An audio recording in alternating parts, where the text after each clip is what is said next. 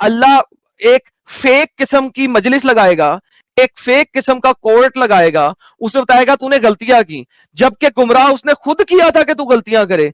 हदायत उसने खुद उसको दी थी जिसको उसने जन्नत में डालना था, क्योंकि अल्लाह कहता है ये अल्लाह की मर्जी है, उसने क्रिएट ही उन्हें इसलिए किया है। और जिनको जहन्नम के लिए क्रिएट किया उनको क्रिएट ही जहन्नम के लिए किया है। ये प्री डेस्टिनेशन इन एसेंस है।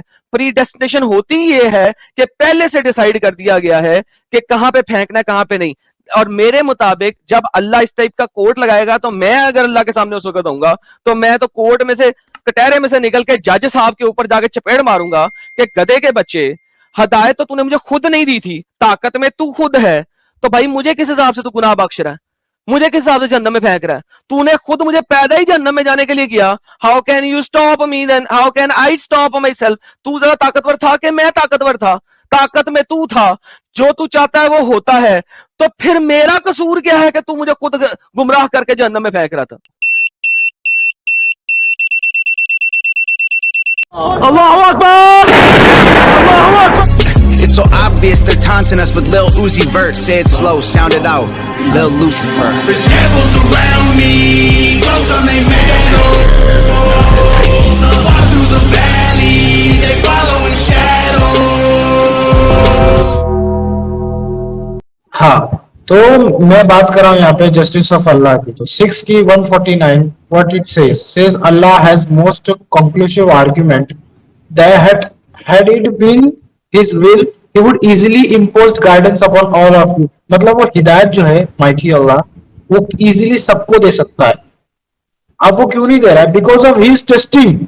वो टेस्ट ले रहा है तुम्हारा। आज सफा की 37 की 63 के मुताबिक we have surely made it a test for the wrongdoers. वो काफिरों से टेस्ट लेने के लिए काफिरों को बुलाता है, ठीक है? वो टेस्ट लेता है रॉन्ग डूअर्स का। अगर वो टेस्ट ले रहा है, if he is testing, that means he is not all knowing, but he claims that he is all knowing in Quran 31 की 34। Indeed Allah alone has the knowledge of the hour, he sends down the rain and knows what is in the worms. No soul knows what it will earn for tomorrow. उसको कल का भी पता है मतलब। And no soul knows what land it will die. कौन सी जगह वो मरने वाला है। Surely Allah is all knowing, all aware. जब उसको सब पता है तो why he is taking test? Because of Almighty Allah want to misguide and increase their sickness of heart and let them die as disbeliever. इसका मैं आपको हवाला देता हूं 7 की 178, 2 की 10, 7 की 179, 9 की 125। इसमें यही चीज लिखी हुई है। मैं उसका कंक्लूजन बता रहा हूं कि Almighty Allah want to misguide and increase their sickness of heart, let them die as disbeliever and put people in hell. This is the promise of Allah by himself. 11 की 119, is this a justice? क्या ये इंसाफ है? नहीं, ये इंसाफ हो ही नहीं सकता। ये सरासर ये डिक्टेटरशिप है यहाँ पे। This is full of illogical and contradictory versus कि वो एक तरफ बोल रहा है कि वो टेस्ट ले रहा है, दूसरी तरफ वो बोल रहा है कि मेरे को सब पता है। अगर पता है तो फिर टेस्ट क्यों ले रहा है? इसका मतलब उसको पता नहीं। अब अल्लाह क्या कहता है कुरान में? एक सेकंड, सूरह अल-हिज्र की 2, सूरह अल-हिज्र 15 की 2। How much would those who disbelieve, which they had been Muslims call those who have submitted Allah will in Islam monotheism, ठीक है ना? और डे ऑफ रिजरेक्शन में जो मानता है, ठीक है ना? और really Muslim go to paradise. मुसलमानों को खुश रहना चाहिए। मैं सोचता हूँ मुसलमान एक ऐसी कौम है धरती पर जिसको 24 घंटा खुश रखे, वो कन्फर्म है जन्नत जा रहे हैं। ये हवा 2 बाहर कड़ाहे में जलाए जाएंगे, मैं देखूंगा। जो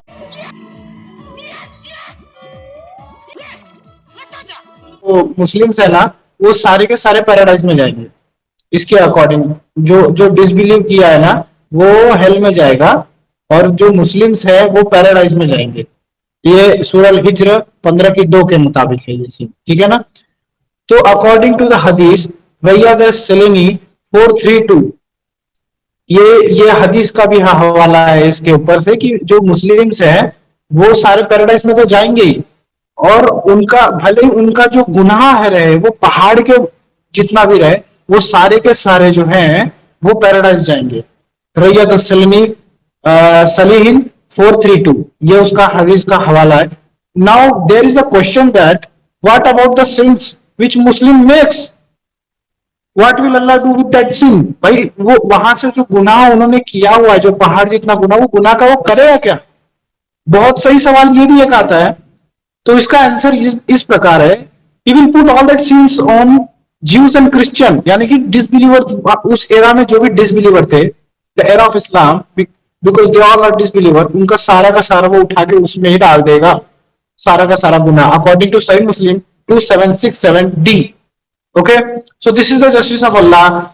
तो फिर एक क्वेश्चन आता है कि व्हाई अल्लाह डूइंग दिस, क्यों उनके वो उठा के डाल रहा है. Now other question, what is calculation of since according to the Allah, why he is putting all sins to Jews and Christian or disbeliever which they didn't done, उनने वो चीज की भी नहीं है, फिर भी वो उसके ऊपर डाल रहा है. क्यों डाल रहा है? कैलकुलेशन क्या है? मैंने कुछ नहीं किया. मैं अच्छा शरीफ आदमी हूँ, टेरेस पे घूम रहा था, अपने बर्तन कपड़े सुखा रहा था मैं. तो स्टडी के आप अगर हम नतीजे पर पहुंचे तो 98 की अगर हम 6 को देखें, indeed those who disbelieve from the people of the book and the polytheists will be in fire of hell and stay there forever. वो हमेशा के लिए हमेशा उधर ही रहेंगे, क्योंकि वो worst of all beings है. worst of all beings है, who made them? Allah made them. यानी कि अल्लाह worst of all beings बना सकता है. So the disbelievers will always stay in hell fire. What about their good deeds? ठीक है, भले वो कुछ भी अच्छा कर ले, वो लोग जाएंगे ही. तो good deeds of Muslim believers, तो अगर हम देखें एक तरीके से, ठीक है ना, तो अगर हम मुस्लिम के गुड डीड्स को देखें तो 16 के 97 में अल्लाह क्या फरमा रहा है? Whoever does good, whether male or female, and is a believer, we will surely bless them.